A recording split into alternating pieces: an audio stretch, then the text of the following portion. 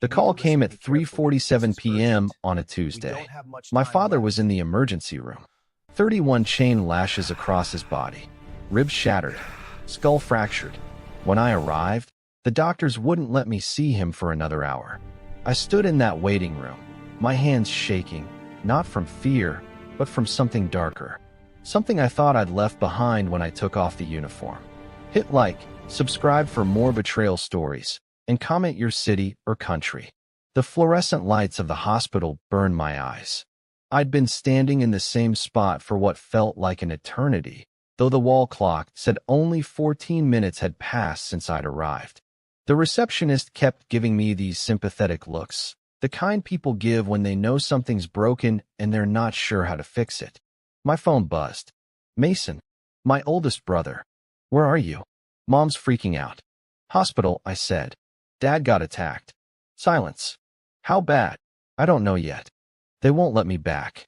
I hung up before he could ask more questions. I couldn't explain it. Not yet. Not when I didn't know what I was dealing with. A nurse finally appeared. Young, tired eyes, the kind that had seen too much today. Your father's stabilizing. You can see him now, but only for a few minutes. He needs rest. The ICU was cold. Sterile. The kind of place that strips away everything except the raw fact of human fragility. My father lay on the bed like something that had already given up on being alive. Bandages covered his chest. His left arm was in a cast. His face, God, his face was unrecognizable. Swollen. Purple bruising spreading across his jaw like a disease. I stepped closer. His eyes opened slightly. Took him a moment to focus. When he did, I saw something flicker there. Not pain, but recognition. Like he knew I was coming. Like he'd been waiting for this exact moment. Son, he whispered. His voice sounded like gravel dragged across concrete. Don't talk, Dad. Just rest. Listen. His hand moved, found mine. His grip was still there, even broken. The man who did this. His name is Victor. Biker. Runs the Midnight Riders out of Riverside. He came to the shop. Said I owed him. Protection money. From years ago. Years ago? Dad? You haven't been involved in that life for not involved enough to say no. His eyes closed. But involved enough to die if I don't pay. My stomach tightened. I thought my father had left all of that behind. The old world. The shadows. When I joined the military, when I became a soldier, he promised me he was done. Clean. Legitimate. Running an auto shop. Living a normal life. But the old world never really lets you go. I knew that better than most. How much? I asked. 50,000. First payment. Then monthly. He said if I don't, he'd come back. And next time, it wouldn't just be me. The meaning hung between us. He meant my mother, my siblings, my family. Did you go to the police? My father's laugh was brittle, painful. The officer who took my report knew Victor. Knew him well. Suggested maybe I'd misunderstood the situation. Suggested maybe I should just pay what I owed. The blood in my veins went cold. Not shocked. I'd seen corruption before. In different countries, different uniforms, but it was always the same poison. Authority that protected the predators instead of the prey. Dad, when did this happen? This attack. This morning. I was opening the shop. He came with 3 others. They had chains. His voice trailed off. His eyes squeezed shut, like he was reliving it. 31 lashes. I counted them. Each one deliberate. Like he was making a point. A point. That I can't run from this. That nobody can. The monitors around him beeped steadily. His heart rate was climbing. A nurse appeared in the doorway, the same one from before, and gave me a look that said time's up. I'll be back tomorrow, I said, squeezing his hand. No, he whispered. You need to do something for me. Anything. There's a safety deposit box. Bank of America on 5th Street. The key is in my office. Back of the desk drawer, taped to the underside. His eyes opened fully now, fixed on mine. Whatever you do, don't open it tonight.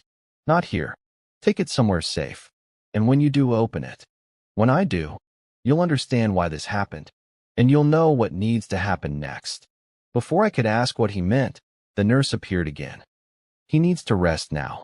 I left him there, broken and bandaged, with questions I wasn't ready to ask and answers I wasn't sure I wanted to hear. The parking lot was empty except for my truck. I sat in the driver's seat, engine off, hands on the wheel. 31 chain lashes. The number wouldn't leave my head. It was deliberate, calculated. Not just violence, a message. My phone buzzed again. This time, it was an unknown number. A text message, "Your father owes. You can pay, or you can watch him pay. Choose." I stared at those words for a long moment. Then I started the engine and drove toward my father's auto shop. I needed to find that key. I needed to know what he was hiding. And I needed to understand what I was walking into. Because something in my chest, something I'd buried deep when I left the Army Rangers, was starting to wake up. A part of me that knew how to hurt people, that knew how to make them disappear.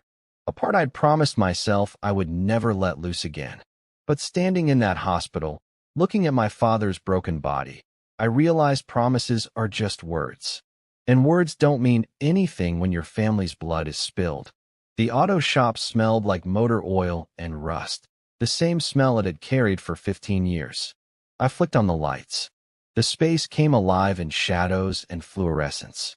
Dad's office was in the back, a small room with a cluttered desk, filing cabinets, and a calendar from 2019 still hanging on the wall.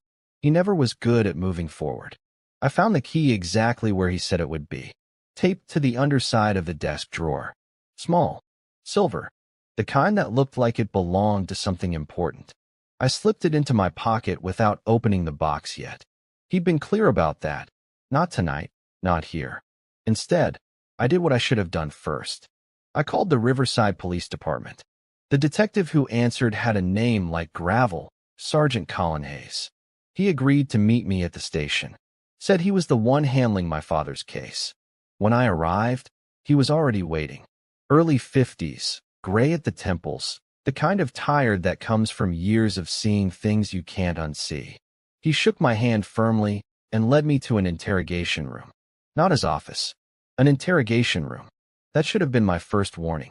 "Your father's case is challenging," Hayes said, sliding a folder across the table. "Street assault. No cameras in the area. No witnesses willing to come forward. The descriptions he gave us are vague." Vague? He got beaten with a chain 31 times. That's not vague. That's attempted murder. He survived, though. That matters in court. Attempted murder requires intent to kill. What we have here might be aggravated assault. Different charge. Different sentence. I leaned back in the metal chair. It scraped against the floor. He told me the man's name. Victor. Runs the Midnight Riders Motorcycle Club. Hayes's expression didn't change, but something shifted behind his eyes. He closed the folder slowly. "Your father mentioned anything else? Any history with Victor? Any reason Victor might want to hurt him?" He said it was about protection money. Money my father supposedly owed from years ago. Did he pay? No. He got attacked instead. Hayes nodded like that confirmed something he already suspected. "Look, I'll be straight with you. The Midnight Riders are a complicated situation in this city. They've been around for 20 years. Most of the time, they keep to themselves. When there's trouble, it's usually internal. Gang politics. My father's not in a gang. No, but he may have had dealings with people who were. That's a dangerous position to be in." I felt something rise in my chest. Not anger yet. Clarity. The clarity of understanding that I was sitting across from a man who wasn't going to help me. "Are you investigating Victor?" "We're investigating the assault." "That's different." "It's the same thing." Hayes stood up. The conversation was over. "I'll do what I can, but I need to be honest with you. Cases like this, street violence, no witnesses, no clear motive, they're hard to prosecute. Especially if the victim has any connection to criminal activity. And from what I'm hearing, your father does. He runs an auto shop. Now he does. But his history is complicated. That complicates everything. My advice: tell your father to let this go. Pay what he owes. Move forward." I stood up too, slowly. "He's in the hospital with a fractured skull." "I know, and I'm sorry about that. But sometimes people owe debts they can't run from. Sometimes it's better to settle them quietly than to make noise that brings more trouble down on your family. It hit me then. The tone, the dismissal, the way he wasn't really investigating anything. Hayes wasn't incompetent. He was complicit, not necessarily working with Victor directly, but working around him, protecting him, letting him operate. I walked out of the station without another word. The next day, I tried a different approach. Called a lawyer I knew, someone I'd met years ago when I was still sorting through the legal aftermath of military service. Her name was Clara. She was the kind of woman who made old men nervous and young men think twice. When I explained the situation, she went quiet for a long moment. "Your father involved in organized crime?" she asked. "Not anymore. He says he paid his dues. Left that life. The problem is, people like Victor don't believe in retirement. Once you're in, you're in. The only way out is death or prison." She paused. "Which one did your father choose?" "Neither. He chose to live quietly, run a business, be a father. Noble, but naive." "Did the police take a report?" "Yes. Detective named Hayes. He basically told me my father should pay what he owes and stop making trouble." I heard Clara put down her coffee. When she spoke again, her voice was different. Harder. "Hayes is on Victor's payroll. Not directly. It's more subtle than that. Hayes looks the other way. In exchange, Victor keeps the street violence to a minimum in Hayes's district. It's a transaction. Your father getting brutalized is part of the cost of that transaction. So we have no way in?" "I didn't say that. But if we go through the normal channels, police, district attorney, we're going to hit walls. They'll slow walk everything. Lose evidence. Suddenly witnesses won't remember anything.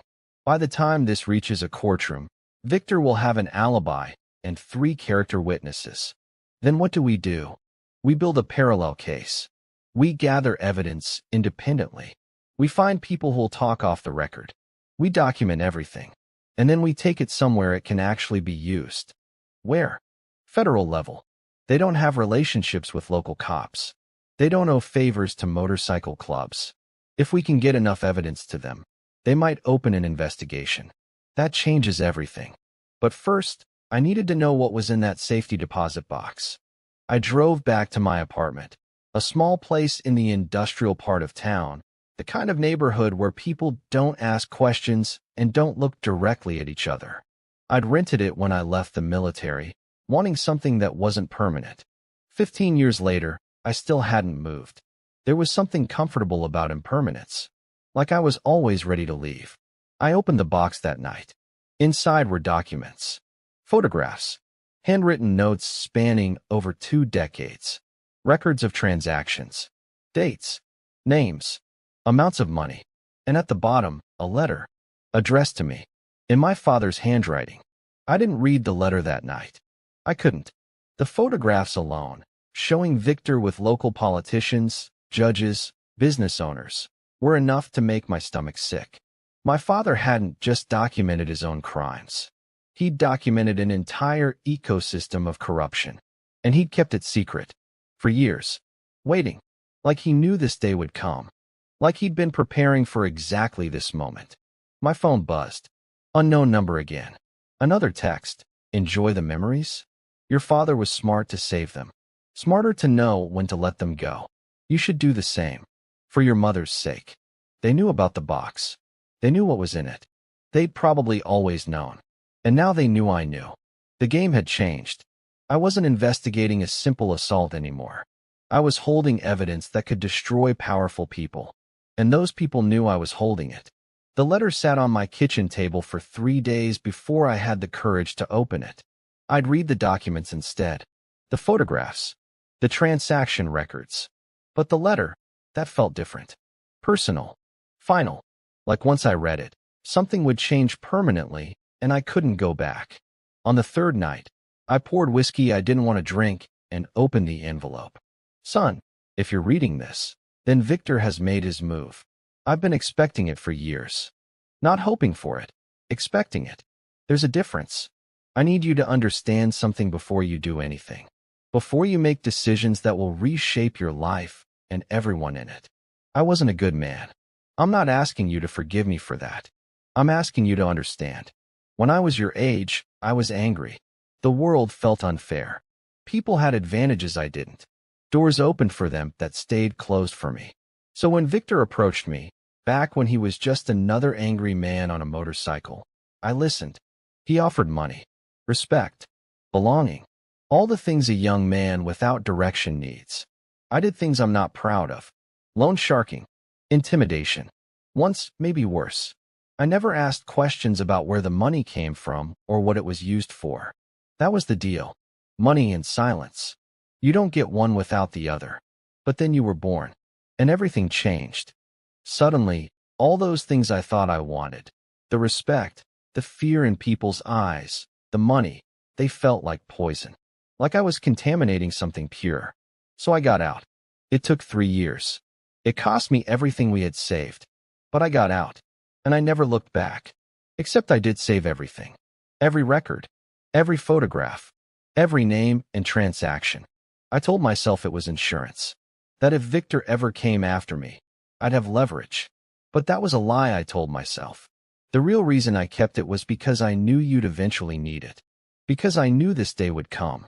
And I knew you were the only person who could do something with it. You're a ranger, son. You know how to operate in spaces where normal rules don't apply. Where justice is improvised because the system is broken. I raised you to be better than me.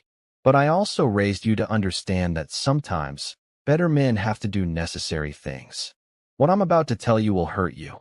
It will make you question everything you thought you knew about me. But you need to know it. The man who beat me wasn't just collecting a debt. He was sending a message. He knows I've been documenting his operations for the last 5 years. He knows I was planning to turn everything over to federal authorities. This attack, it wasn't random. It was a warning. And it was a test. Victor wanted to see if I'd crack. If I'd finally use the insurance I've been holding. And more importantly, he wanted to see if you would. He's been watching you. Since you left the military. He knows who you were. What you're capable of.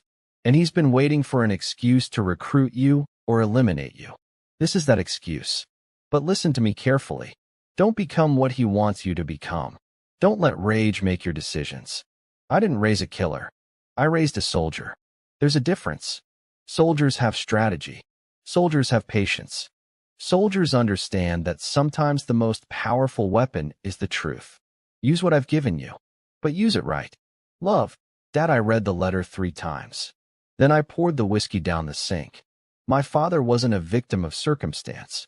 He wasn't an innocent man caught in an old debt. He was a strategist. He'd been playing a long game the entire time. He'd let himself be beaten to wake me up, to pull me into this. And he'd done it knowing exactly what he was doing. Part of me felt betrayed. Part of me felt something else. Respect, maybe. Or recognition. He'd been more like me than I wanted to admit. The next morning, I called Clara back. This time, I told her everything. He's terminal, I said. The words felt strange coming out of my mouth. Cancer. Maybe 6 months. He's known for a while. Clara didn't say anything for a long moment. That changes the calculus. He's not running from consequences because he's not worried about them anymore. He's making sure we are. He wants justice, not revenge. Is there a difference? He seemed to think so. Over the next week, Clara and I began the process of organizing the evidence. We contacted a federal prosecutor named Evan Rodriguez. He worked in white-collar crime and organized crime. When we showed him the photographs and records, he went quiet. The kind of quiet that meant he was calculating risk and reward. This is explosive, he said finally. If these photographs are genuine, and if we can corroborate them, we're looking at multiple felonies.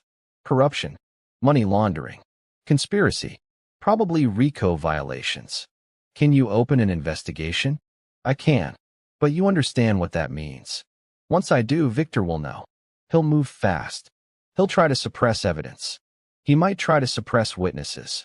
He looked directly at me. He might try to suppress you. I know. Do you? Because from what I can see, you have a lot to lose. Family. A quiet life. Your mother's still alive. Yes. Then you need to understand that Victor will threaten her. Will threaten your siblings. This isn't abstract. It gets very personal, very fast. He was right, of course, but I'd already made the calculation. The alternative was letting Victor operate freely, letting him collect debts from desperate people, letting the police look the other way while he built his empire, and letting my father die knowing his son didn't have the spine to finish what he started. Open the investigation, I said. Evan nodded slowly. I'll need to coordinate with ATF and FBI. This might take a few weeks to set up properly. In the meantime, you need to be careful, and you need to prepare yourself for something. What? Your father's involvement in organized crime isn't going to stay hidden.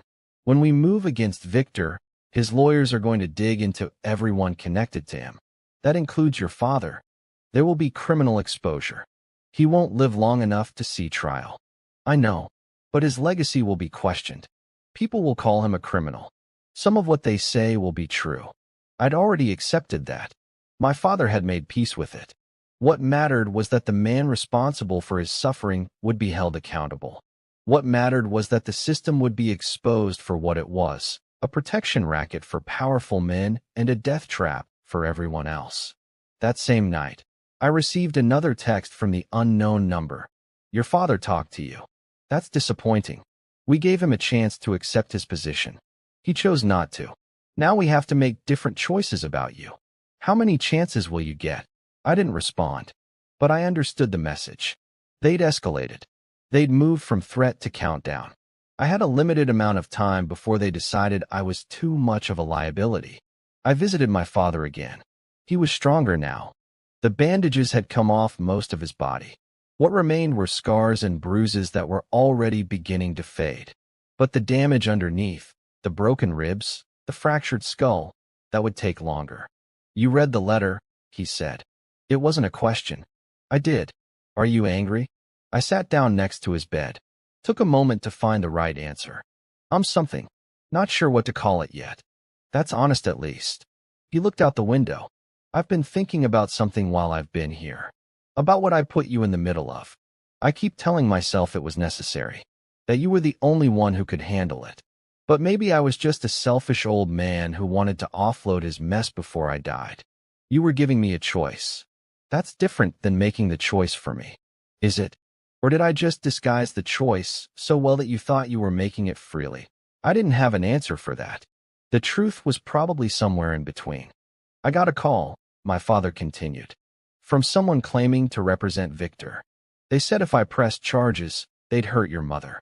If I talked to lawyers, they'd hurt your siblings. If I cooperated with any investigation, they'd hurt me again. And this time, they wouldn't leave me alive. Why are you telling me this?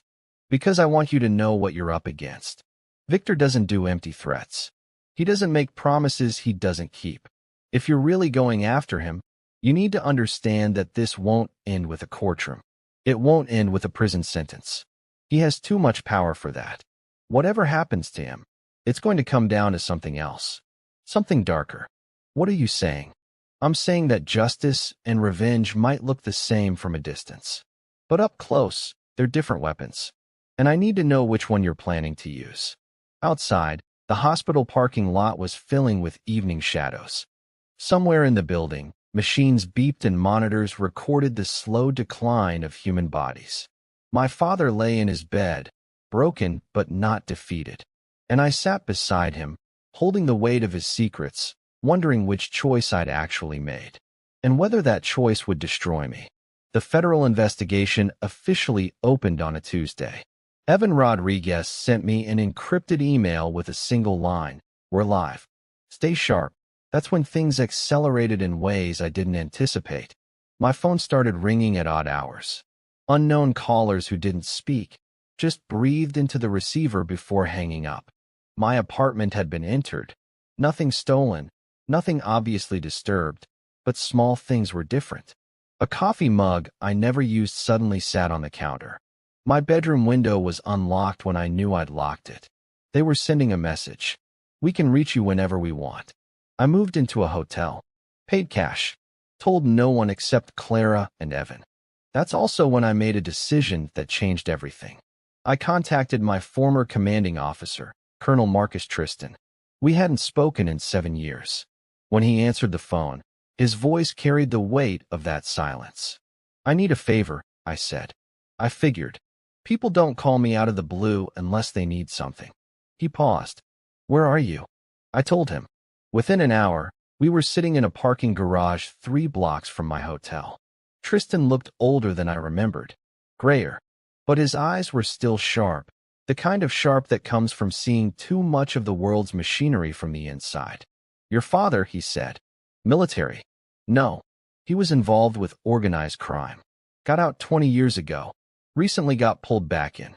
Now I'm involved. How involved? I have evidence that could take down a significant criminal operation. But the operation has deep roots. Police, probably judges, definitely politicians. Tristan nodded like I'd confirmed something he already suspected. And you want what exactly? Protection? Resources? I want to know if there's a way to do this legally. Through channels that can't be corrupted. He laughed. A short, bitter sound. Son, every channel gets corrupted eventually. That's not pessimism. That's just mathematics. Power corrupts. It's not an exception. It's a rule. Then what do I do? You work with people who aren't easily corrupted because they have nothing left to lose. People like federal prosecutors who've already built their reputation. People like me. He leaned back in his seat. I left active duty, but I didn't leave the system. I work in liaison, connecting military intelligence with civilian law enforcement when national security is involved. Your case might fall under that umbrella. How? The Midnight Riders have connections to international organized crime. Mexican cartels, specifically. If we can establish that link, it becomes a federal matter. Possibly even a national security matter. And that means resources you can't imagine. Surveillance, undercover operations, witness protection. But it also means risk. If they're connected to cartels, the risk was always there. At least this way, you're not alone. Over the next 3 weeks, I worked with federal agents I'd never met. They came to the hotel in pairs, always different pairs, always professional. They set up surveillance on Victor's operations. They monitored his phone calls. They documented his meetings with city officials and police officers. What they found was worse than I expected. Victor wasn't just a local crime boss. He was part of a larger network that extended across state lines. The Midnight Riders were a front for a cartel operation that moved drugs, weapons, and occasionally people.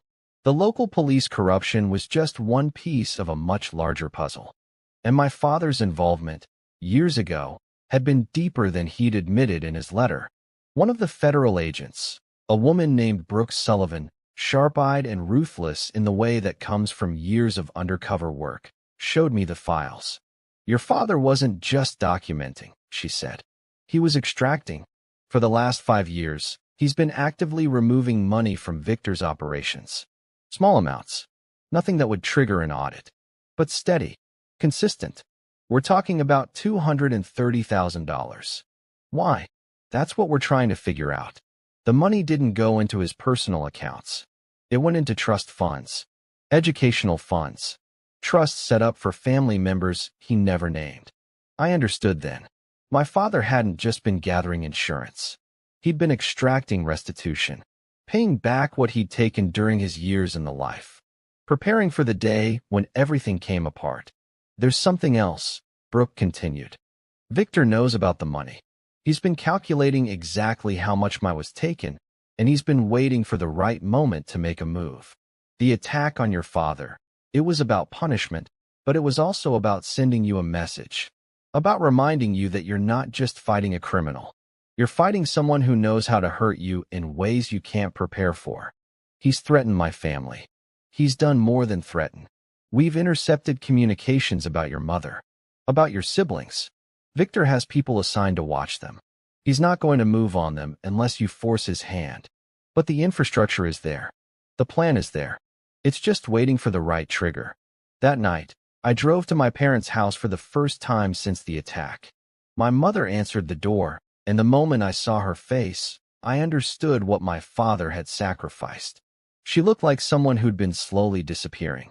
She was eating, sleeping, going through the motions of life. But something essential was gone. The woman who'd raised me to believe in justice and dignity had been replaced by someone terrified of shadows. We need to talk about you leaving the city, I said. I'm not leaving, she said. This is my home. Mom, it's not safe. It's not safe for you. For me, it's already decided. If I run, Victor wins. If I stay and they hurt me anyway, at least I'm not a coward. She poured coffee neither of us wanted. Your father told me what he did, what he's asking you to do. I want you to know that I support it. But I also want you to know that I'm proud of you for trying to do it the right way. What if the right way doesn't work? Then at least we'll know he tried. That matters more than you think. I stayed that night in my childhood bedroom. Nothing had changed. Sports trophies on the shelves. Military academy acceptance letter framed on the wall. Photographs of a life I thought I'd left behind. Looking at those pictures, I realized my father had been preparing me for this my entire life. Not explicitly, but through every choice he made, every example he set. He'd taught me that survival sometimes required sacrifice. That loyalty had a price. That doing the right thing often meant standing alone.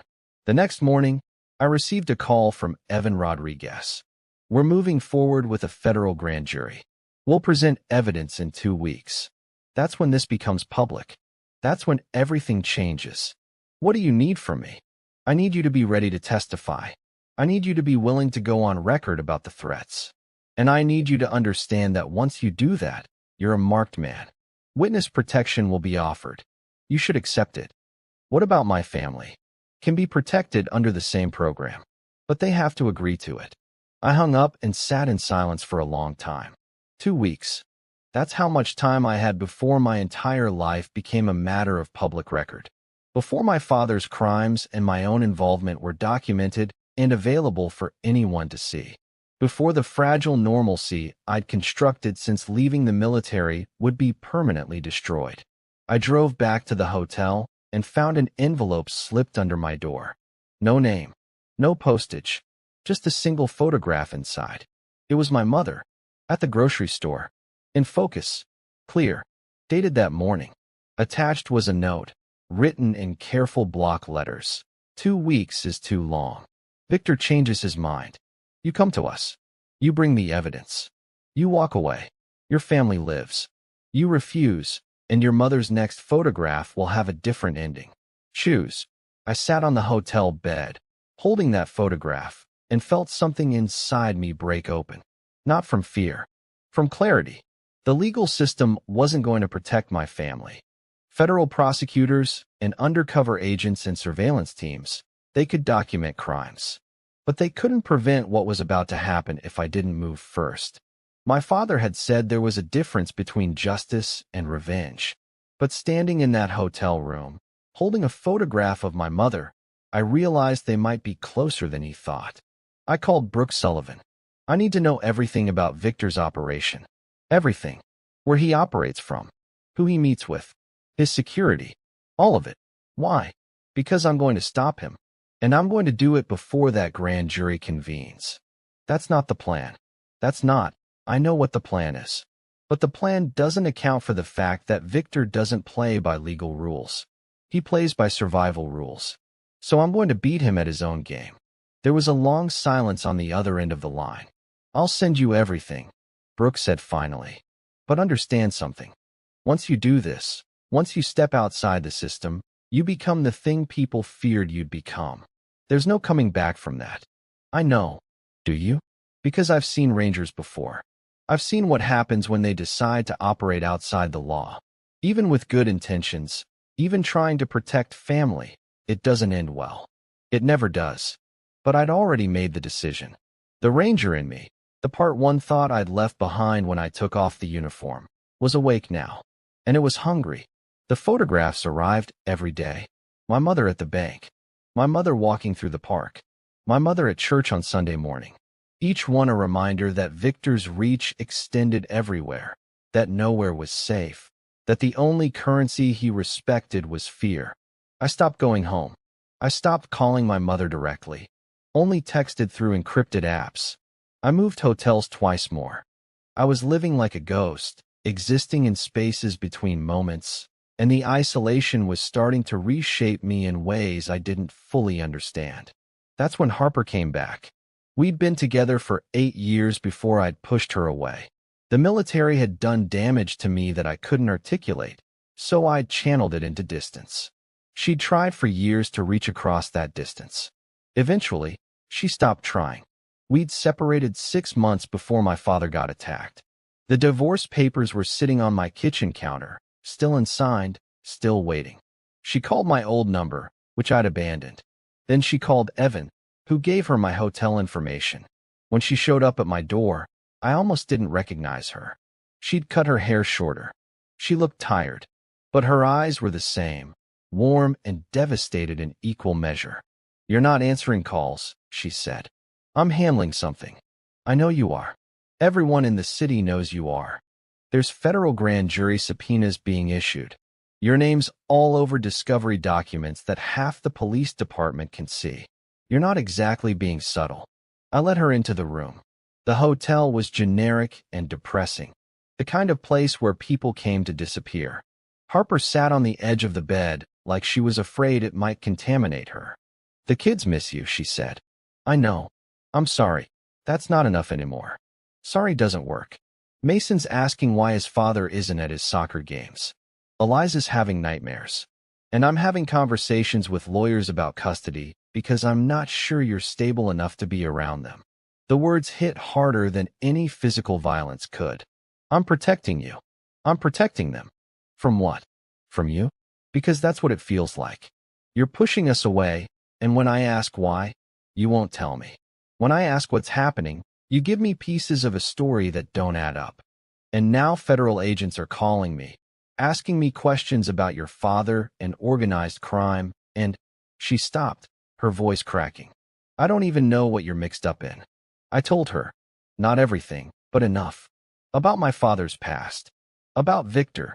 About the photographs and the threats and the decision I'd made to move outside the normal investigative process. She listened without interrupting. When I finished, she stood up and walked to the window. Looked out at the city spreading below us. All those lives. All those people who had no idea that the system protecting them was fundamentally broken. "So you're going to become a vigilante," she said quietly. "You're going to do whatever it takes to stop Victor, and you're willing to sacrifice everything for that, including us." "I'm trying to protect everything. Everyone." "No, you're trying to control everything. There's a difference." She turned to face me. "You think you're the only one who can fix this. You think your family needs you to be the instrument of justice. But what we actually need is for you to be here, to be present, to be the man I married, not the soldier you were. That man's gone, Harper. He never really existed. He was just a cover for this." I gestured to myself, to the empty hotel room, to the life I was living in the margins. "This is what I am. What I've always been." She looked at me for a long moment, and I saw the exact instant she let me go. Saw the moment she made peace with losing me. It was worse than anger. It was acceptance. "I came here because I thought there might be a conversation we could have," she said, "where you might choose your family over this obsession. But you've already made your choice. You made it the moment your father got attacked. You chose revenge. I chose justice. Justice is what you tell yourself. Revenge is what you're actually doing." She moved toward the door. "I'm going to file for full custody. I'm going to tell the court that you're unstable and potentially involved in criminal activity. I'm going to make sure my children are protected from whatever you're about to do. Harper, don't do this. I'm not the one doing this. You are. I'm just responding to it." She left, and I didn't try to stop her. That night, I drank alone in my hotel room and understood for the first time the true cost of what I was doing. Not to myself. I'd made peace with sacrificing myself. But to the people who loved me. Harper wasn't wrong. I'd chosen this. I'd chosen a ghost version of justice over the warm reality of a life with someone who actually cared about me. The next morning, my lawyer called. Harper had already filed the custody petition. She was also filing a motion to freeze my assets pending the court's determination. She was making sure I couldn't run, couldn't disappear with the kids, couldn't drag them into whatever storm was coming. It was the most effective move she could have made. Not because it hurt me. I'd already accepted loss. but because it confirmed that I was on a path that separated me from normal life, that I was becoming something other than human, something instrumental, something shaped entirely by rage and purpose. Brooke called that same afternoon. We need to talk about timing. Victor's becoming erratic. He's making moves that don't make sense strategically. He's consolidating resources, moving money offshore, changing the structure of his operations. He knows the grand jury is coming. He knows something's coming. We're not sure if he knows specifically about the federal investigation or if he just senses that his window is closing. Either way, he's preparing to either fight or flee. Within a week, maybe less. A week. That's how much time was left before this became public. Before my involvement was undeniable. Before the choice I'd made would become irreversible. I spent that week reviewing everything Brooke had given me. Maps of Victor's operations, personnel files on his key people, security protocols, routes he took, patterns in his behavior. I was building a profile of a man I'd never met, but had come to know intimately through data and intelligence. Victor was 53 years old. He'd been involved in organized crime for 32 years. He'd been arrested 7 times and convicted never, a testament to the corruption infrastructure he'd built. He had no wife, no serious relationships, no known children. His entire life was structured around control and power. He was also, I realized, completely isolated in ways I was only beginning to understand. A man like that, someone who'd spent 3 decades living through fear and intimidation, probably didn't have real relationships, probably didn't have moments of vulnerability or trust. His entire existence was a constant calculation of threat and response. I understood him because I was becoming him. The thought terrified me more than any physical threat could. On the 6th day, I received a call from my father. His voice was weaker now. The cancer was accelerating. I heard about Harper, he said. News travels fast. Your mother told me. I'm sorry, son. I'm sorry for putting you in a position where you had to choose. I made my choice. That's on me. No, it's on me. I orchestrated this. I set everything in motion knowing exactly what would happen. I used my attack as a trigger because I knew it was the only thing that would push you to action. And in doing that, I destroyed your marriage and separated you from your children. I didn't say anything. I need to tell you something, he continued. Something I haven't told you yet because I was afraid you'd stop if you knew the truth. The truth about what? About why Victor really came after me. It wasn't about old debts. It wasn't about money I owed. It was personal. Years ago, when I was still involved, Victor made a move against a rival operation. People died. Innocent people. And I helped him do it. I drove the car. I was there. The words landed like a physical blow. You killed people? I was part of it. Same thing. He coughed. A wet, painful sound. One of those people was someone Victor wanted dead. Someone who'd rejected him. And I helped him do it. That was the bind that tied me to him. That was why I could never fully leave. Why are you telling me this now? Because I need you to understand what you're stepping into. This isn't just about stopping a criminal. This is about being honest about what you might have to do to stop him. And I need to know if you can live with that. If you can become the thing that needs to be done without losing yourself completely. I don't know if I can do that. Then don't, he said quietly. Walk away. Let Evan handle it. Let the federal system work. Let me die knowing I failed, rather than knowing I destroyed my son. But we both knew I wasn't going to walk away. We both knew that I'd already crossed too many lines.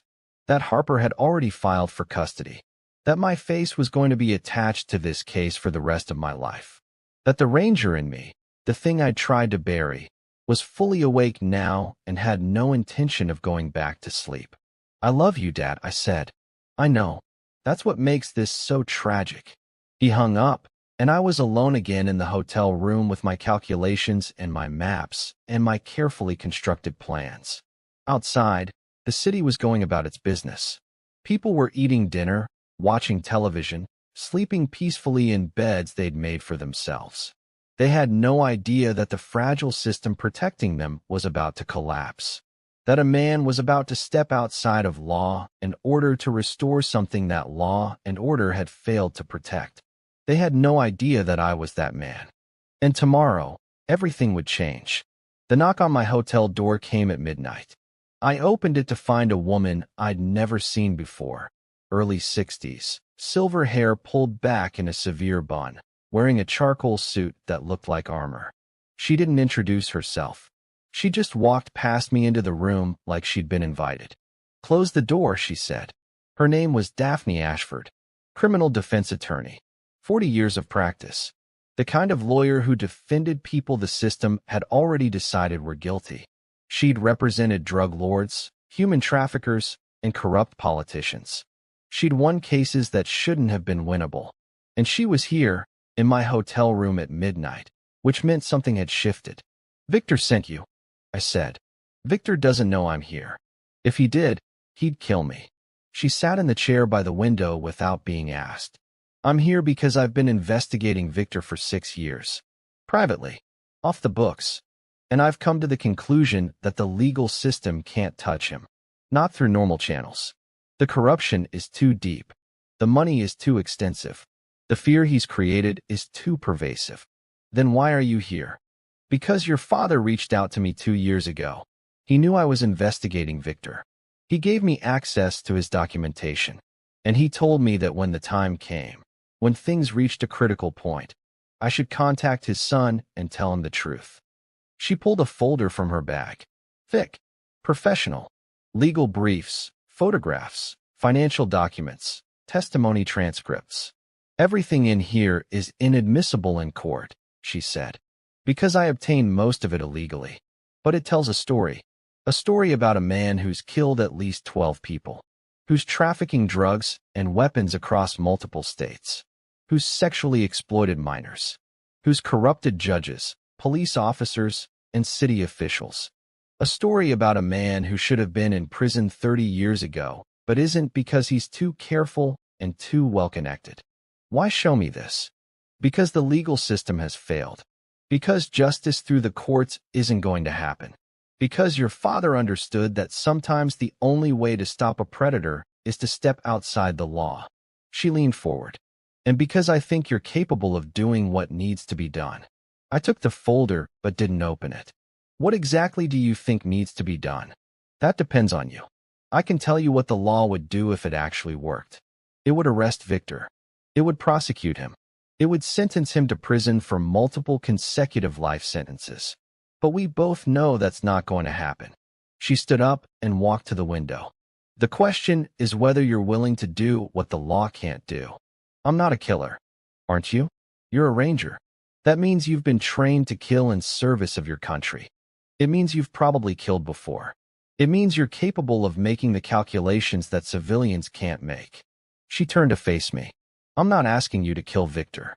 I'm asking you to consider what might be necessary if the legal system fails.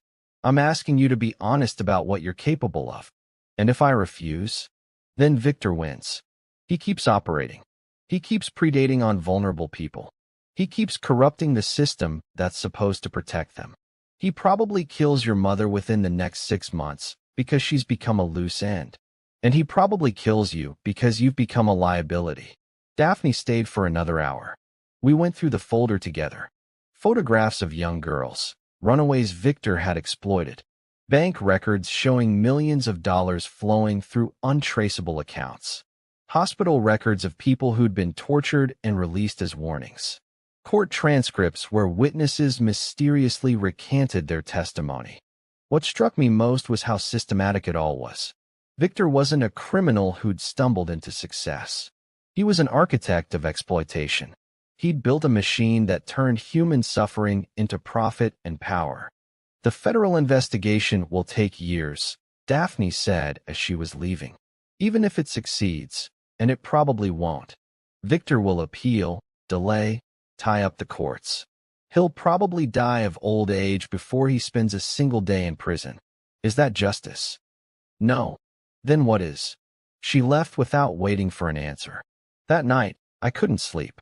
I lay in the dark hotel room and felt the weight of the choice pressing down on me. Daphne had articulated something I'd been avoiding.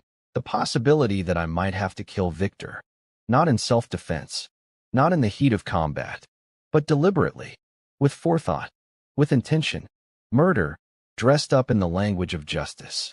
The next morning, I met with Evan Rodriguez. I didn't tell him about Daphne. That would have complicated everything legally. But I asked him directly, what happens if Victor runs? If he disappears before the grand jury convenes? We issue a warrant. Interpol gets involved. We extradite him from wherever he goes. And if he doesn't go anywhere? If he decides to fight? Then we go to trial. We present evidence. We hope the jury sees what we see. A criminal organization that's operated with impunity for decades. And if the jury acquits him? Evan was quiet for a long moment. Then justice fails. And he walks away. That's a real possibility? With a lawyer like Daphne Ashford. And she will represent him? Absolutely. She's brilliant and ruthless, and she knows every loophole in the system. Victor has the money to pay her. The case becomes about procedure and technicalities rather than guilt or innocence. I understood then that Daphne hadn't been trying to manipulate me. She'd been being honest about the system's failure. Over the next 3 days, I prepared, not for what was necessarily coming, but for possibilities. I studied Victor's movements, his routines, his vulnerabilities. I identified places where he was alone or nearly alone. I calculated response times and escape routes. I was building contingency plans like I had when I was in the military, running scenarios, identifying failure points, determining acceptable losses. The difference was that this time, I was the only asset in the field. There was no backup, no extraction team, no rules of engagement other than the ones I created for myself. On the evening of the 4th day, I received a call from Brooke Sullivan. Federal grand jury convenes tomorrow. You need to testify. We need to lock down your testimony before anything else happens. I'll be there. There's something else. We intercepted communications between Victor and someone we believe is a contract killer. They're discussing you. They're discussing the possibility of eliminating you before the grand jury hears evidence.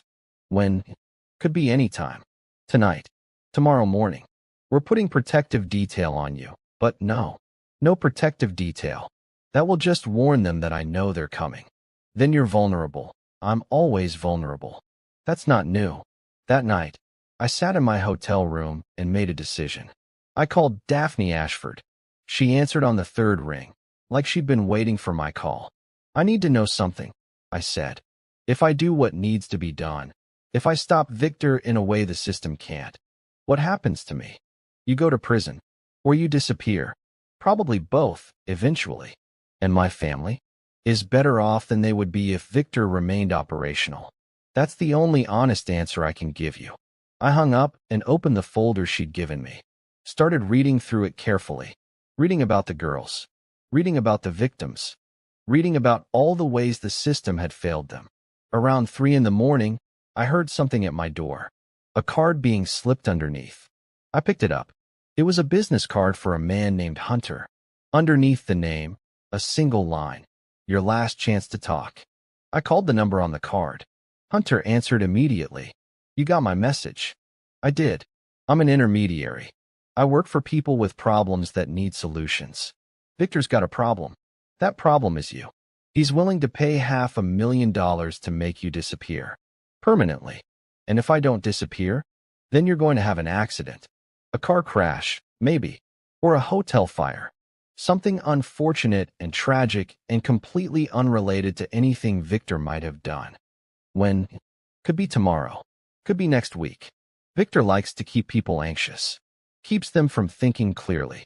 I understood then that I was out of time. The grand jury hearing was tomorrow. After that, everything would be on record. The federal machinery would be in motion.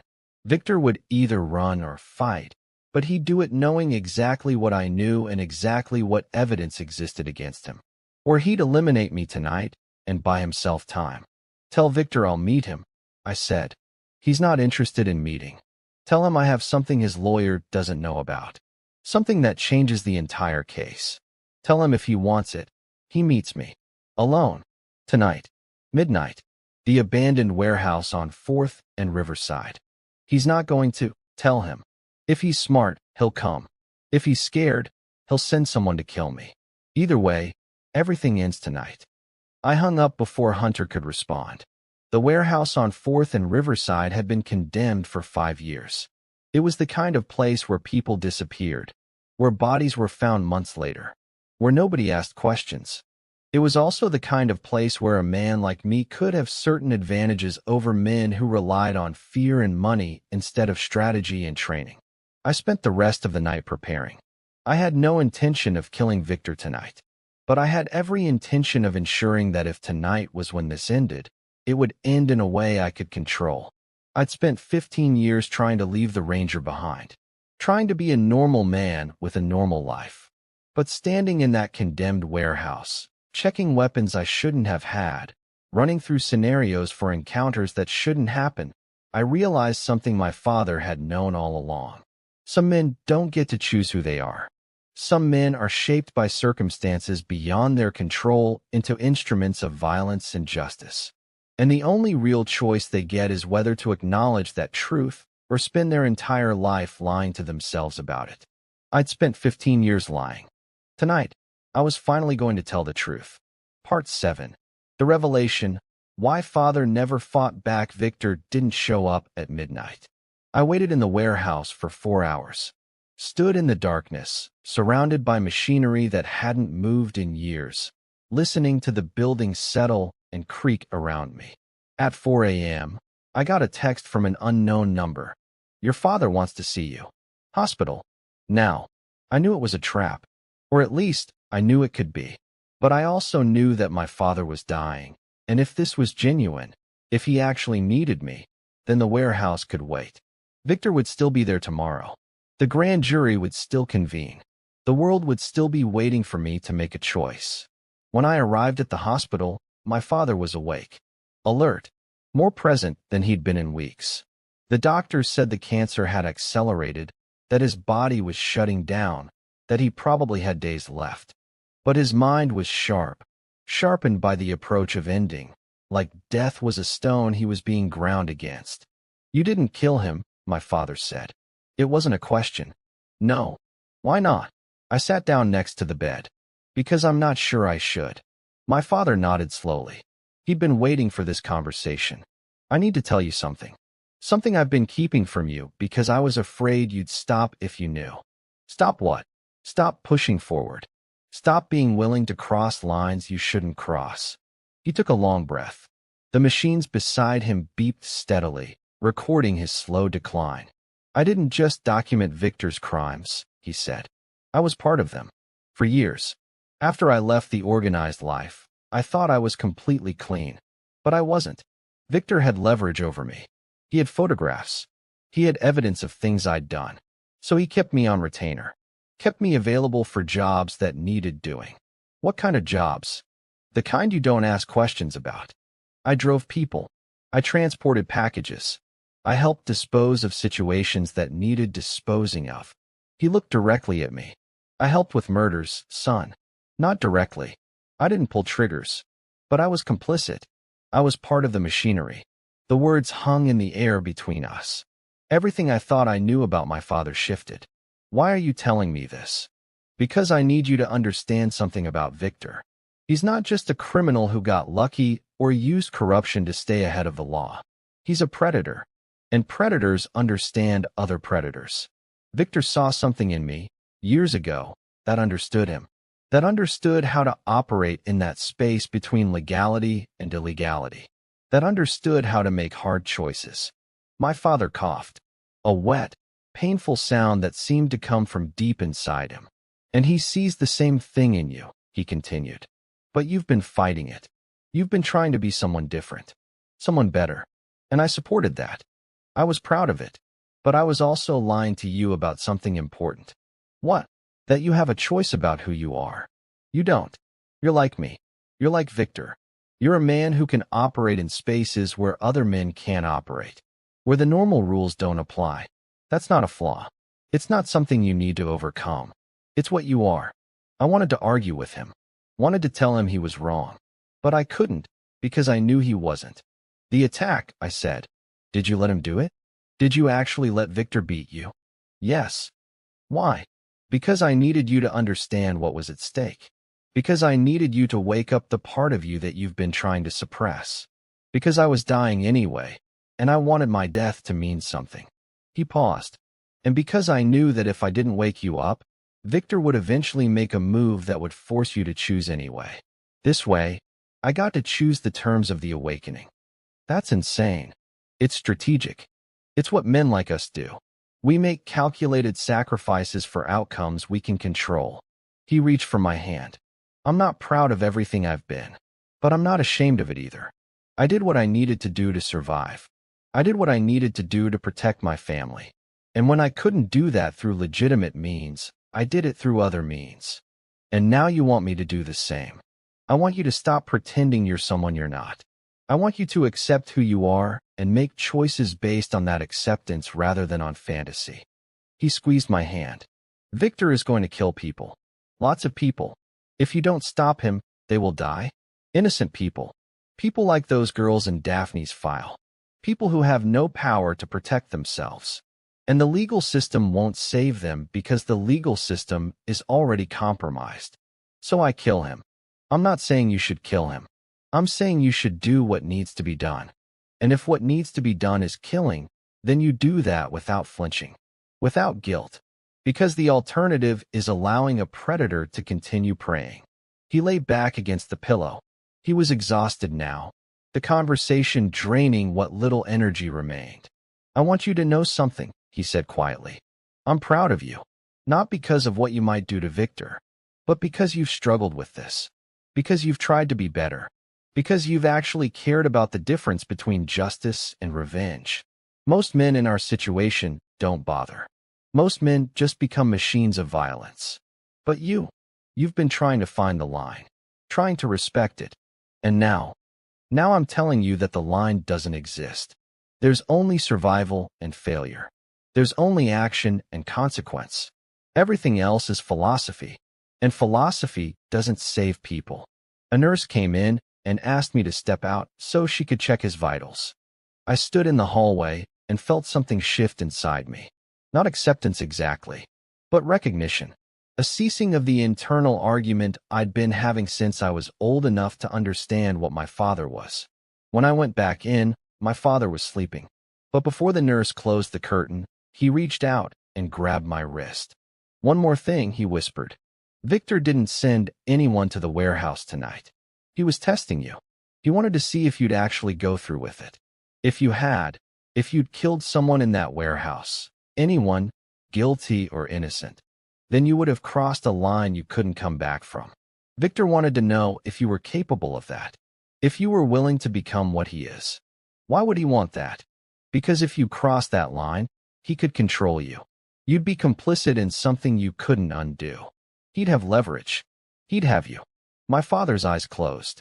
I didn't let you kill him tonight because you're not ready. Not because it's wrong, but because you need to understand what you're choosing before you choose it. You need to know what comes after, and you need to be at peace with it. He fell asleep then, and I sat beside him and watched his chest rise and fall with increasing difficulty. The monitors beeped their steady rhythm. The floor dripped clear fluid into his failing body. And I understood, finally, that my father had orchestrated this entire situation not to wake me up. I was already awake, but to teach me something about choice, about consequence, about the difference between being capable of violence and being willing to commit it. The grand jury hearing was in 8 hours. By then, everything would be on record. By then, there would be no going back to normal life. I left the hospital as the sun was rising. The city was waking up, people going to work, children going to school, the machinery of daily life grinding forward. They had no idea what was about to happen. They had no idea that the relatively safe system they depended on was about to be exposed as fundamentally corrupt. My phone buzzed. A text from Brooke Sullivan. We're hearing chatter. Victor's moving money. Consolidating assets. He's preparing to run or prepare for arrest. Whatever happens, it happens today. I knew what I needed to do. Not because my father had told me to do it. Not because Daphne had suggested it. but because I'd finally accepted what I actually was beneath all the denial and the wishful thinking. I was my father's son. I was a ranger. I was a man capable of operating in the spaces between law and chaos. And the choice in front of me wasn't whether to use those capabilities. The choice was whether to use them in service of something, or to let them rust while innocent people suffered. I texted back to Brooke, "I'm ready to testify." "What time?" 10 a.m. Federal courthouse. "Don't be late." I had 10 hours. 10 hours to prepare myself for testimony that would put me in the public eye. That would expose me as someone connected to organized crime. That would make me a target not just for Victor, but for everyone in his network. 10 hours before my life became irrevocably public. I spent them preparing not for the courtroom, but for what would come after.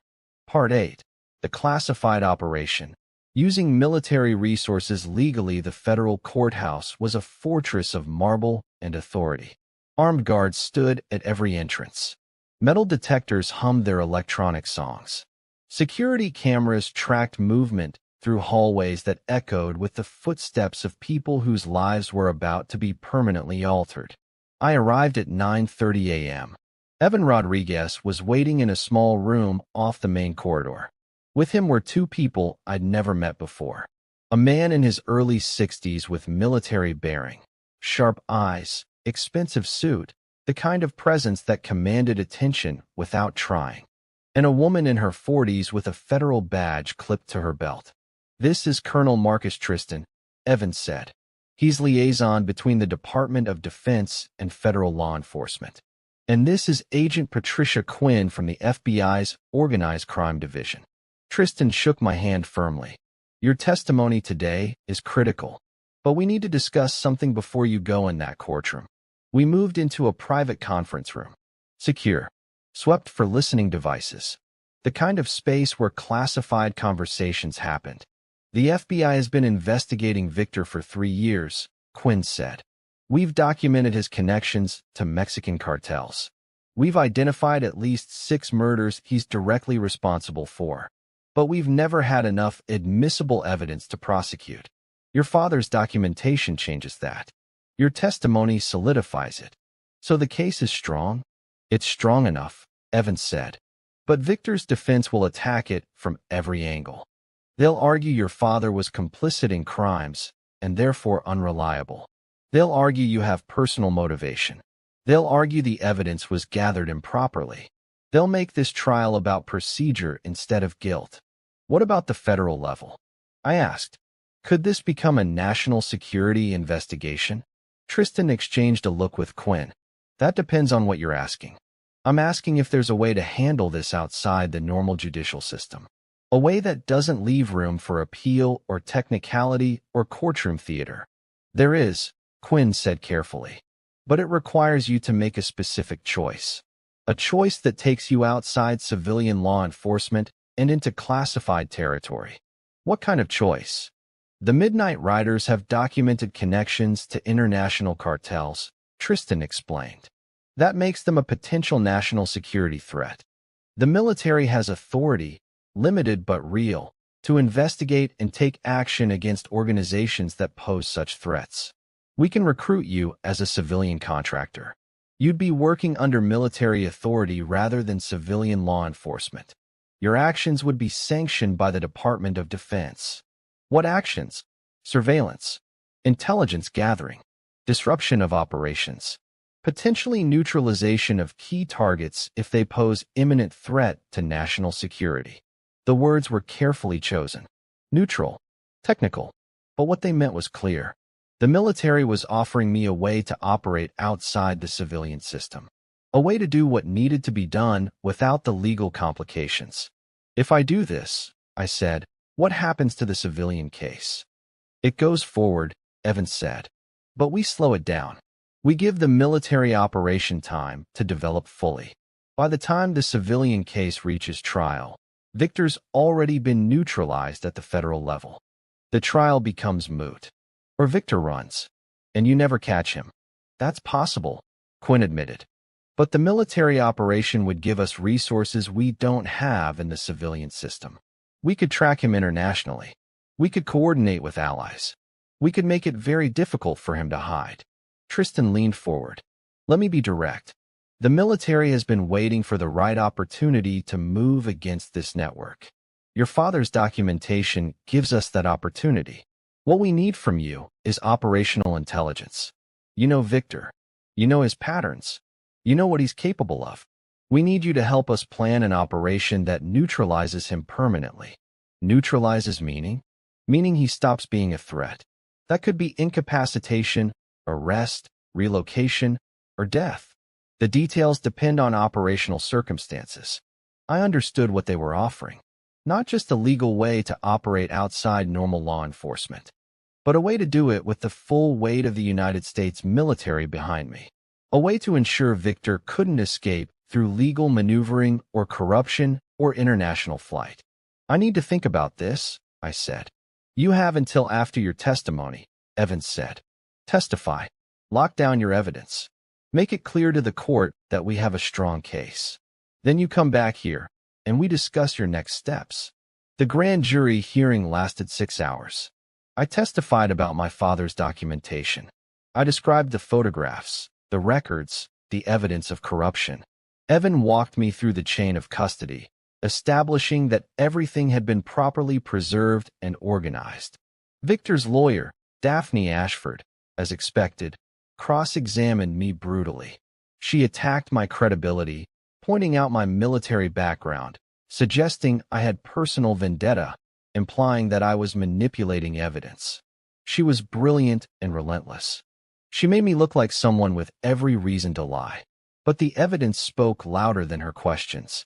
By the end of the day, the grand jury had voted to indict Victor on 17 counts, including organized crime, money laundering, conspiracy to commit murder, and trafficking in controlled substances. It wasn't enough to convict, but it was enough to arrest. When I came back to the conference room, Tristan was waiting. Victor's being arrested in 40 minutes, he said. We coordinated with local law enforcement. He's going to be taken into federal custody immediately. That gives us a window, probably 72 hours, before his lawyer can post bail and start the legal process. What do you want from me? We want you to help us conduct a full operational analysis of his network. We need to understand the structure, the key players, the vulnerable points. We need to know how to dismantle the entire organization, not just arrest Victor. And after that, we move. We execute warrants on his properties. We arrest his lieutenants. We seize his assets.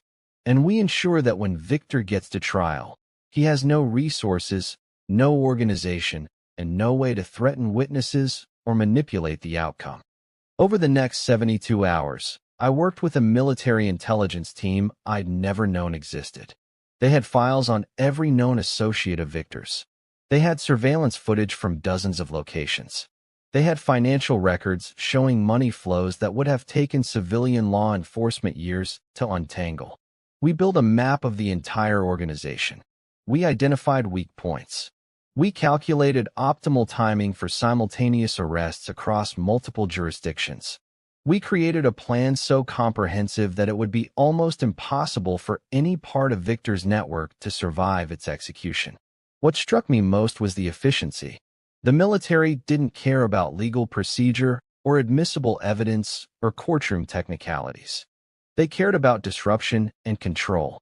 They had tools and resources that made the civilian system look like it was operating from the Stone Age. On the fourth day, Tristan called me into his office.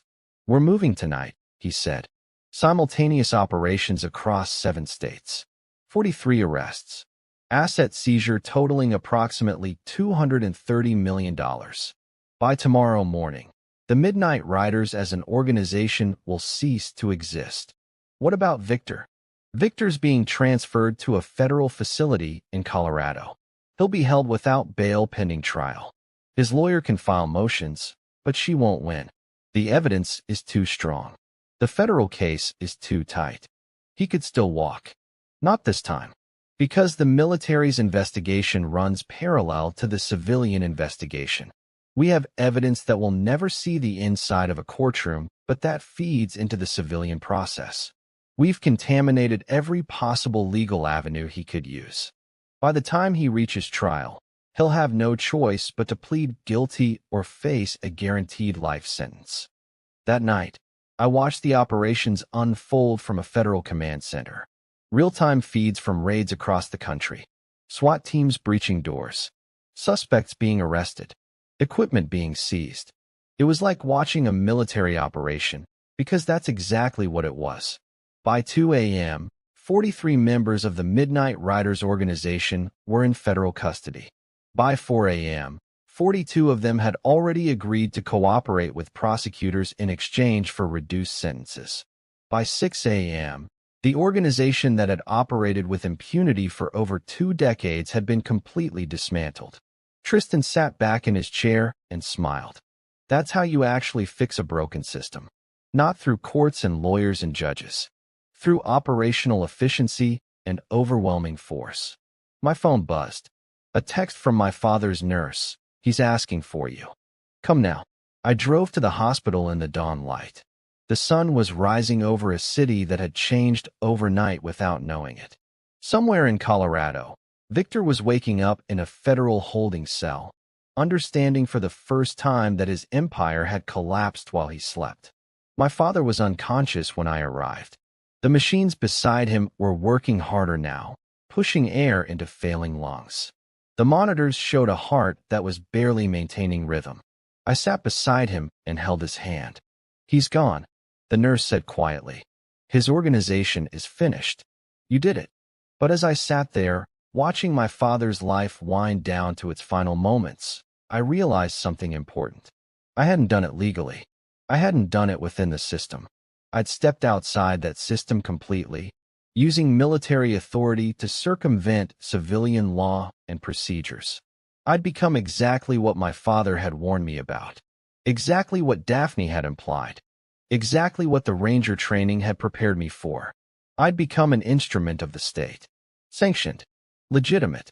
Legal in the narrow sense that the government had authorized it. But not innocent. Never that. My father opened his eyes one more time. Looked directly at me. It's done, he whispered. It's done. He nodded, closed his eyes, and went back to sleep. 3 days after Victor's arrest, while he sat in his federal holding cell and his empire crumbled around him, I received a visitor at my apartment. An FBI agent named Quentin Hayes. No relation to the corrupt detective from earlier. He had files. Thick ones. And when he opened them on my kitchen table, everything I thought I understood about this situation shifted. Victor wasn't always a biker, Quentin said, sliding photographs across the table. Military photographs. Official records. A younger man in a Special Forces uniform, circa the 1995. His real name is Victor Strand. He was discharged from the Army in 1998. Dishonorable discharge. Why? That's classified.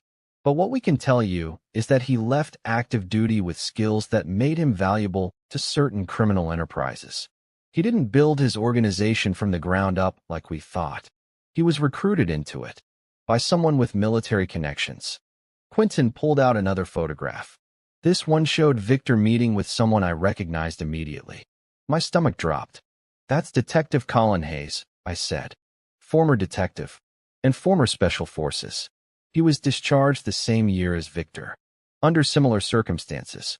They knew each other in the military. They went into organized crime together. The connection crystallized. The detective who'd dismissed my father's case, who'd told me to let it go, who'd essentially protected Victor, he'd been Victor's partner. Not just corrupted by the system. Integral to it. There's more, Quentin said. He pulled out surveillance photographs spanning decades. Meetings between Victor and military personnel. Between Victor and federal agents. Between Victor and people whose faces were redacted because they were apparently still active in federal service. Victor's operation isn't independent, Quentin explained. It's connected to something much larger. A network that extends into military intelligence, federal law enforcement, and international crime syndicates. Victor was operating under protection, official protection, because he was providing services to people inside the system. What kind of services? The kind you don't ask about. Interrogation. Elimination of inconvenient witnesses. Disruption of rival operations. Basically, dirty work that the government wanted done but couldn't do officially. The room tilted. Everything I'd been fighting against, the corruption, the system failure, the impunity, it wasn't a bug in the system. It was a feature. Victor hadn't corrupted the government. The government had corrupted itself and used Victor as one of its instruments. Who authorized this? I asked. That's the question we're still trying to answer. It goes higher than we initially thought. We're talking about people with real power, real authority, people who've been protecting Victor for 20 years. Then how did you arrest him? Because there was a faction that wanted him arrested. A faction that got tired of Victor operating independently, that wanted to regain control of the operation or shut it down completely. Your father's documentation gave them the ammunition they needed to justify his arrest internally. I understood then why Tristan had been so quick to authorize military involvement, why Quinn had moved so fast, why the operation had been so comprehensive. They weren't cleaning up corruption. They were managing it, reshuffling power, eliminating a player who'd gotten too visible, too ambitious, too willing to operate outside his assigned role. What about my father? I asked. Was he part of this? We're still investigating that. But based on what we've found, he may have been. He may have been doing jobs for people connected to this network. He may have been controlled opposition, appearing to be independent while actually being managed. The betrayal hit me like a physical blow. My father had presented everything as a choice, as if I was deciding to do something against the system. But what if the system had been steering me all along? What if my father's attack, my investigation, my recruitment into military operations, what if it had all been orchestrated? Victor's going to walk, I said suddenly. That's why you're telling me this. He's going to get convicted in the civilian trial, but before sentencing, someone's going to intervene. Someone from inside the government is going to make sure he doesn't spend real time in prison. Quentin didn't say anything, which was an answer in itself. Unless, I continued, something happens to him first. Unless he becomes unable to testify, unable to expose the network that protected him. That's not something we can authorize, Quentin said carefully. But it's something that might happen anyway. Accidentally. During transport, maybe. Or in prison. Inmates find ways. Quentin closed his files and stood up. I came here to warn you. To let you know that nothing is what it seems. That the victory you thought you won might actually be a rearrangement of pieces on a board you don't fully understand. That your father might have been more complicit than you realized. Why tell me this? Because there are people in the government who respect what you did, who see potential in you, and they want to know if you're smart enough to understand that the real power isn't in fighting the system. It's in becoming part of it. He left his card on the table and walked out. I sat alone in my apartment and understood finally that my father had lied to me, or at least, not told me the complete truth. He'd positioned me to believe I was making a choice against corruption, when really I'd been making a choice about which corruption to align myself with. And the worst part was, I wasn't sure it mattered anymore. Victor's trial began 6 weeks later. By then, my father was dead. He'd passed quietly one night in the hospital, his cancer finally claiming what his body could no longer defend. I'd held his hand at the end. He'd squeezed it once, then let go. The courtroom was packed. Media everywhere. Cameras outside. This had become a spectacle, the corruption exposed, the biker boss brought down, the system apparently working. Nobody knew about the deeper game being played. Nobody knew that Victor's arrest was just a move in a larger chess match. I testified for 3 days. Evan walked me through the evidence again. Daphne cross-examined me with surgical precision. She attacked every detail, every assumption, every piece of logic. But the evidence was overwhelming. Photographs, documents, bank records, testimony from 42 cooperating witnesses who decided that their organization was finished and their only path to survival was cooperation. Victor sat at the defense table in an expensive suit, looking smaller than I expected. Not defeated exactly, but contained. like a predator in a cage, calculating angles, looking for weakness. On the fourth day of trial, something unexpected happened. A federal agent walked into the courtroom with a sealed envelope, handed it to the judge. The judge's expression changed immediately. He called for a recess and summoned both attorneys to chambers. I didn't know what was in that envelope, but I could guess. 20 minutes later, the trial resumed. The judge announced that new evidence had been presented to the court. Evidence that would require the jury to be sequestered while the court determined its admissibility. Evan leaned over to me. Something's happening. I don't know what, but something's happening. The jury was sent out. The judge ordered a brief recess. And then, something I never expected occurred. Victor stood up and addressed the court directly. "I want to enter a plea," he said. His voice was quiet but clear. Daphne grabbed his arm. "Victor, don't. Guilty," he continued. "To all charges. I want to plead guilty to all charges." The courtroom erupted. Daphne looked like she'd been slapped. Evan stood up, confused. The judge called for order. "Mr. Strand," the judge said carefully, "you understand what you're saying? You're giving up your right to trial. You're admitting guilt to 17 felony counts. I understand. And you're doing this of your own volition? Not under duress. I'm doing it because continuing this trial would harm people I care about. People who've been kind to me. People who don't deserve what's going to happen if this trial continues." I realized then what had happened. Whatever was in that sealed envelope, it was something that would expose the network protecting Victor. Something that would implicate federal agents, military officials, maybe even judges or politicians. And Victor had been offered a choice: plead guilty and disappear into the federal prison system, or continue the trial and force the government to expose itself. He'd chosen to disappear. The sentencing hearing was brief. Victor received 4 consecutive life sentences. He'd spend the rest of his existence in a maximum security federal prison, isolated from the outside world, cut off from his network. Not dead, but effectively erased. It should have felt like victory, but all I felt was the weight of understanding how the game actually worked. After the hearing, Tristan found me in the hallway outside the courtroom. "You did well," he said. "I did what you wanted me to do." "Yes, and now we need to discuss your next assignment." "I'm not interested in assignments." "You will be, because we have a proposition for you." He handed me a business card. "Different name, different title. Join us officially. Become part of the system instead of fighting it.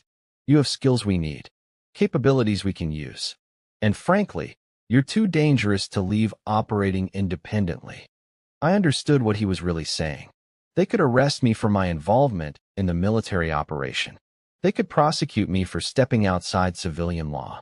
Or I could join them, become sanctioned, legitimate, part of the machinery. What if I refuse? Then you become a liability. And we deal with liabilities the way we've always dealt with them. I took the card, not because I was going to call, but because accepting it bought me time to decide what came next. That night, I visited my father's grave for the first time since the funeral. The stone was simple. No epitaph, just his name and dates. 47 years of life reduced to numbers. I stood there in the darkness and understood finally what my father had been trying to teach me. Not about justice or revenge or the corruption of systems, but about choice. About understanding that every choice had consequences that extended far beyond the immediate moment. That becoming part of the machinery meant you became responsible for everything it did. And that sometimes, the only real rebellion was refusing to play at all. 6 months after Victor's conviction, I received a letter from my dead father, postmarked from the federal penitentiary. His handwriting on the envelope. Instructions inside. Open only after you've made your final decision. I carried that envelope for 3 weeks. Because I knew what it meant. The choice was concrete now. Join Tristan's organization or disappear completely. My mother called one Tuesday. She was selling the house, moving to Arizona, remarrying, rebuilding. "Your father wanted us to move forward," she said. "He told me he was trying to wake you up, that you were pretending to be someone you weren't." When I finally opened the letter, my father's voice was clear across the distance of death. I orchestrated everything. My attack, your involvement, Victor's arrest. I did it because you needed to understand that we are the system. Every choice creates it. Victor didn't corrupt it. He was created by it. Like me. Like you. The only question isn't whether to fight the system or join it. It's whether you'll acknowledge what you are or spend your life lying about it. If you join Tristan, do it consciously. Understand the machinery will hurt people. Do it deliberately. Or walk away. Genuinely. Find someone who loves you despite what you are. Try to be better, even if that man doesn't exist. Whatever you choose, choose consciously. Don't drift like I did. I called Tristan. I'm not joining you. You understand what that means? You won't eliminate me. Because I know too much. Because the moment you move against me, Victor talks. The network collapses. He laughed. You've thought about this. I have. I disappeared that night. Drove south for 3 days. Ended up in a small town in New Mexico. 3,000 people. Nobody asked questions. I got a job at an auto shop. The owner was Julian. Quiet, competent, didn't care about my past. For the first time, I had simple work. Real work. Honest work. 3 months later, I got a package. A photograph of my mother getting remarried. My siblings smiling. My ex-wife and children. Everyone moving forward. A note from my mother. We're proud of you. For whatever you chose to do. Come visit when you're ready. That's when I understood what my father had taught me. Not about right or wrong. Not about fighting systems or joining them. But that every choice has a cost. That redemption isn't perfection. It's consciousness. It's accepting what you are and choosing to be slightly better. I'm still in that town. Still working at that shop. I don't have clean hands. But I have something my father never had. Honesty. And that's worth more than any empire. More than any revenge. More than all the justice in the world. I need to hear from you. Which moment hit hardest? The father's attack? The wife leaving? The military twist? The final letter? What stories do you want next? Revenge? Betrayal? Family conflict? Military thrillers? Dark twists? Comment your city or country. I want to know where you're watching from. Your feedback shapes every story we create. Tell me what moves you. Tell me what breaks you. Tell me what keeps you awake at night wanting more. Hit like. Subscribe. Turn on notifications. The next story is already waiting. And it might be more shocking than this one. What will your story be? Tell me in the comments.